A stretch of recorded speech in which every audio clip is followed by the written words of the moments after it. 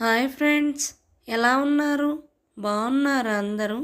మనం ఈరోజు రాయలసీమ కారం బొరుగులు ఎలా తయారు చేయాలో చూద్దాం.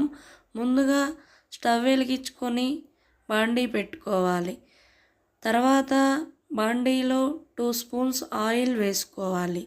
వేసుకున్నాక మనం వేరుశనగ పప్పులను వేసుకొని వేయించుకోవాలి. వేయించుకున్నాక కొన్ని శనగపప్పును కూడా వేసుకొని వేయించుకోవాలి. అవి కూడా వేగిన తర్వాత కొన్ని వెల్లుల్లి రెబ్బలను తీసుకొని మనం తాలింపు పెట్టుకున్న దాంట్లో వేసుకొని బాగా ఫ్రై అయ్యేంతవరకు ఫ్రై చేసుకోవాలి.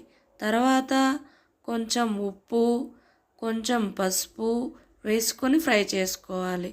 తర్వాత కొంచెం కారం పొడి వేసుకోవాలి. కారం పొడి కూడా వేసుకొని బాగా మిక్స్ చేసుకోవాలి. మిక్స్ చేసుకున్న తర్వాత మనం కొన్ని కరివేపాకులు వేసుకోవాలి. కరివేపాకులు కూడా వేసుకొని బాగా ఫ్రై చేసుకోవాలి. ఫ్రై చేసుకున్నాక మనం ఒక బౌల్ బొరుగులు తీసుకొని ఈ తాలింపులో వేసి బాగా మిక్స్ చేసుకుంటే మనకి టేస్టీగా కారం బొరుగులు రెడీ అవుతాయండి. మీకు కనుక ఈ వీడియో నచ్చినట్టయితే please subscribe to my channel.